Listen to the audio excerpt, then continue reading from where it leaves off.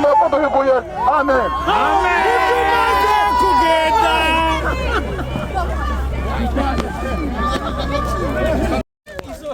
Yesu Yesu akagara tombe.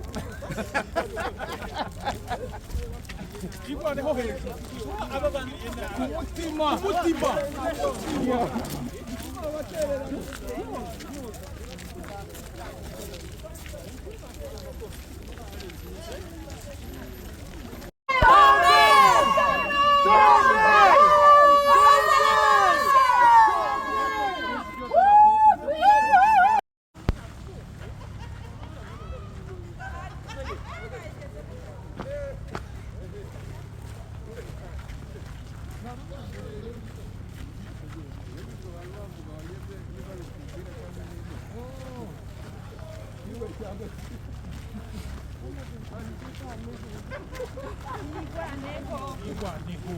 Umutima.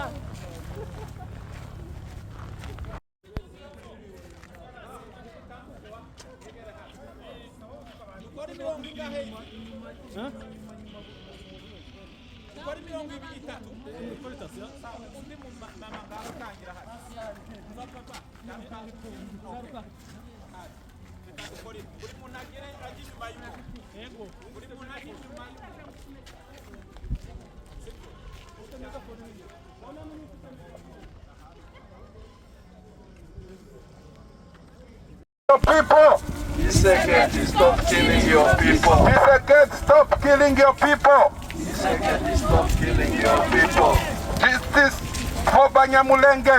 Justice for Banyamulenge. Justice for Banyamulenge. Justice for Banyamulenge.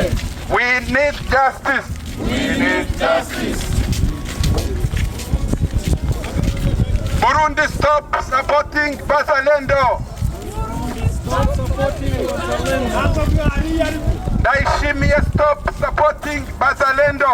Daishimie, stop killing. Daishimie, stop killing Banyamulenge. Daishimie, stop killing Banyamulenge. We need justice. We need justice. We need justice. We need justice. Justice for Banyamulenge. Justice for Banyamulenge. Justice for Banyamulenge. Justice for Banyamulenge. Burundi, go back to your country. Burundi, go back to your country. The South Kivu is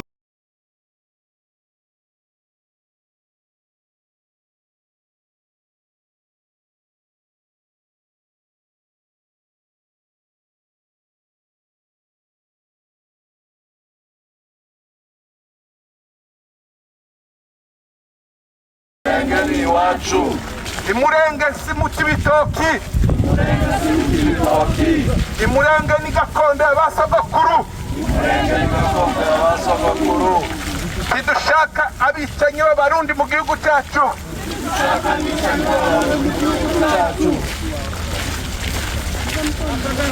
Umugeti si Burundi. Umugeti si Burundi. Mugahuna si Burundi. Mumaheta si Burundi.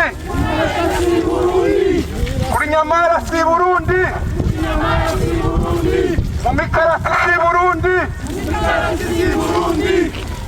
Mugahwera si mu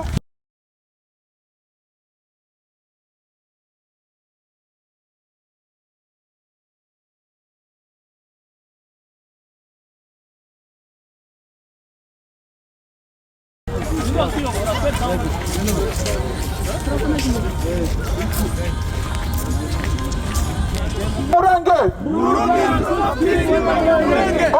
and stop killing Banyamulenge. Burundi and stop killing Banyamulenge. Burundi, take off your arm in Congo. Government of Burundi, take off army in Congo.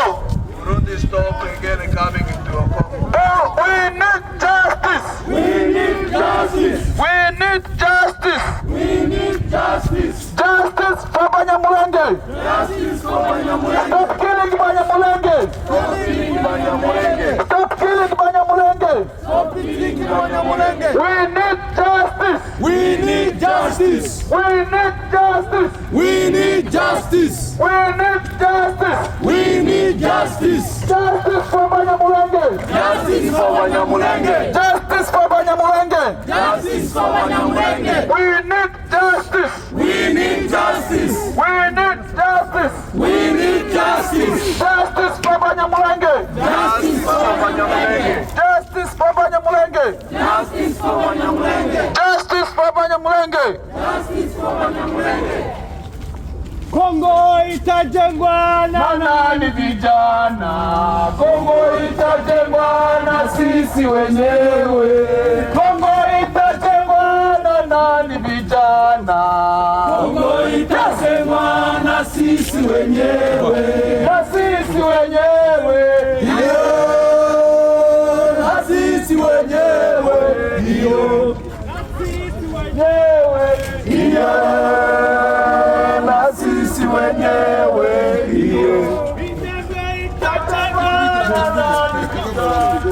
Minembwe itajengwa na sisi wenyewe. Minembwe itajengwa na nani vijana. Minembwe itajengwa na sisi wenyewe. Uvira itajengwa na nani vijana.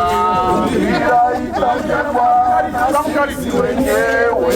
Bukavu itajengwa na nani vijana. Bukavu itajengwa na sisi wenyewe. Nyumba itajengwa na nani vijana. Itajengwa na sisi wenyewe. Kutanda patajengwa na sisi vijana. Soko itajengwa na sisi wenyewe. Masisi itajengwa na nani vijana. Masisi itajengwa na sisi wenyewe. Na sisi wenyewe.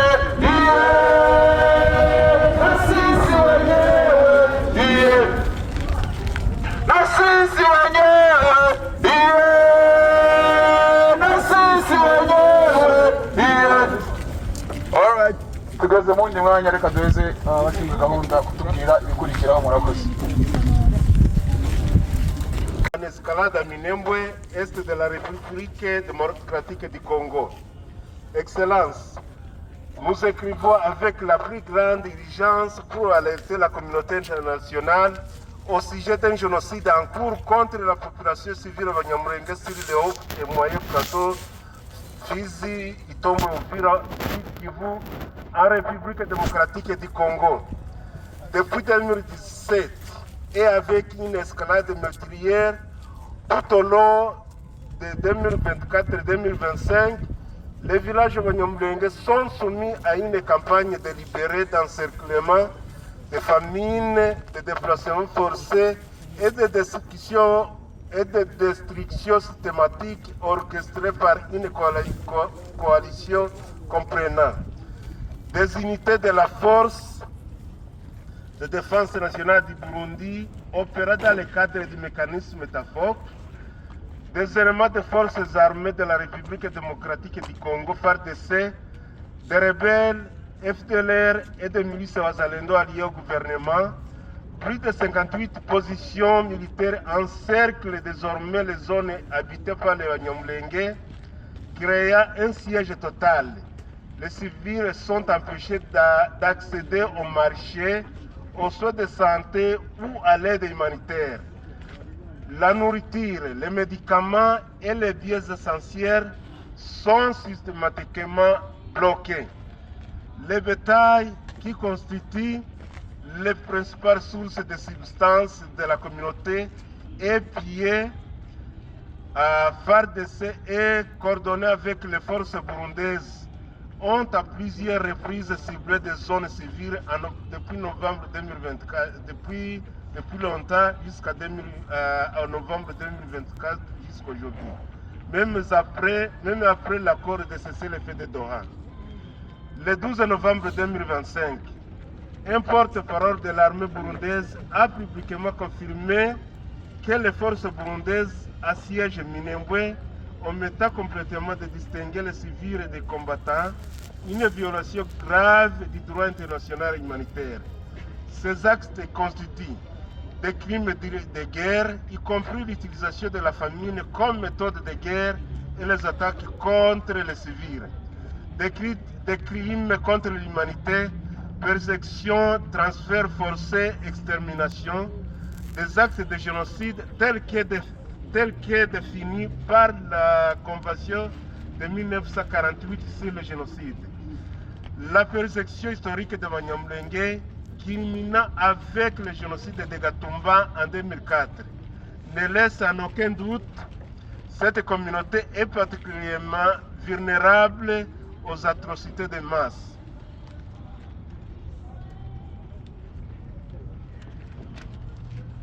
Nous exigeons de toute urgence les actions suivantes dans les 15 jours. Dans les 15 jours qui suivent ou qui restent.